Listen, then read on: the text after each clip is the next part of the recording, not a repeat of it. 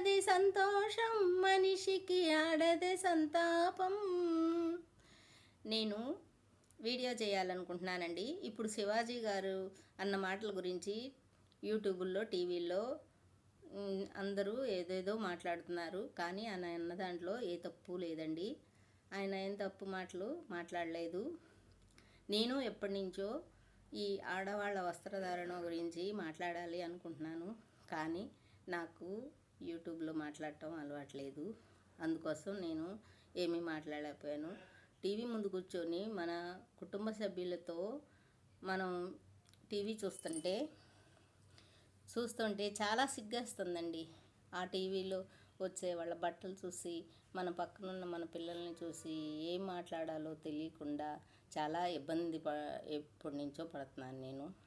కానీ నాకు 3 మనవరాళ్ళండి. కానీ నేను అలా మా మనవరాళ్ళని పెంచట్లేదు. వాళ్ళెంతో పద్ధతిగా పెంచుకుంటున్నాము. కానీ ప్రతి తల్లిదండ్రులు కూడా మన బిడ్డల్ని చాలా పద్ధతిగా పెంచుకోవాలండి. చూడండి, మన సాంప్రదాయం ఏంటంటే స్త్రీని చూడంగానే చేతులెత్తి దండం పెట్టాలి అనిపించే భారతదేశంలో మనం పుట్టామండి.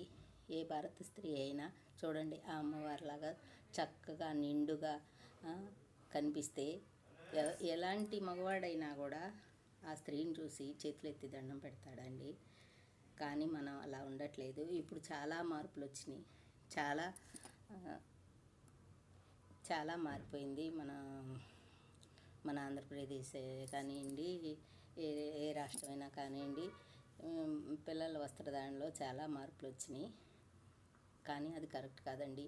ఇప్పుడైనా ఈ వీడియోలు ఇప్పుడు వచ్చిన శివాజీ గారి మాటల వల్లైనా ఇప్పుడైనా మనం మారి మన వస్త్రధారణలో మార్పులు తెచ్చుకుందాం. మనం వేసుకునే బట్టల వల్లనే మగవాళ్ళు మన వస్త్రధారణ చూసి వాళ్ళు ప్రవర్తిస్తారండి.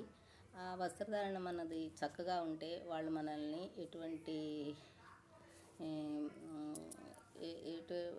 కామెంట్స్ చేయలేరు. కానీ మనం వేసుకునే దుస్తుల వల్లే వాళ్ళ మైండ్లో కూడా చెడు ఉద్దేశాన్ని మనం కలిగిస్తున్నాము. అలా కాకుండా మనం చక్కగా బట్టలు వేసుకుంటే వాళ్ళే మనని చూసి ఎంతో గౌరవంగా పక్కకి వెళ్ళిపోతారు. కానీ అలా కాకుండా మనం వేసుకునే బట్టల వల్ల మన వెనకే వచ్చి మనల్ని చెడు కామెంట్స్తో ఇబ్బంది పెట్టడం అనేది కూడా మారిపోతుందండి. అందుకోసం ఇప్పటి నుంచి మన పిల్లలకి మంచి వస్త్రాలు వేసుకోవాలని మనం ప్రేరేపించి వాళ్ళని మంచి వస్త్రాలు వేసుకునేలాగా చేసి మన బిడ్డల్ని మంచి పద్ధతిలో పెంచుకుందామండి. కానీ ఇప్పుడు పరిస్థితి ఎలా ఉందంటే ఆడపిల్లకి రక్షణ లేదు. ఆడపిల్లలు బయటికి పంపించాలంటేనే చాలా భయంగా ఉంది. మాకు 3 పిల్లలు ఉన్నారు. కానీ ఆడపిల్లని బయటికి పంపిద్దామంటే మగపిల్లలు ఎలా ప్రవర్తిస్తారో తెలియక చాలా ఇబ్బంది పడుతున్నాము. మన వస్త్రధారణలో మార్పు వచ్చిందంటే ఇంకా మన పిల్లల్ని బయటికి పంపించడానికి మనం భయపడాల్సిన అవసరం ఉండదండి. మనం వేసుకునే దుస్తుల వల్ల మగవాళ్ళల్లో కూడా చాలా మార్పులు అనేవి వస్తాయి. ఆ మార్పుల వల్ల మన బిడ్డలు మనం ధైర్యంగా బయటికి పంపించగలుగుతాము. అందుకోసం శివాజీ గారిని నేను ఓట్ చేస్తున్నానండి. ఈ మాటల వల్లనైనా మన సమాజంలో చాలా వరకు మార్పు రావాలని నేను కోరుకుంటున్నానండి.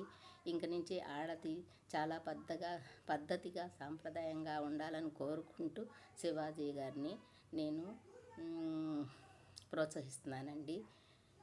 ఇంకంతేనండి, సెలవు.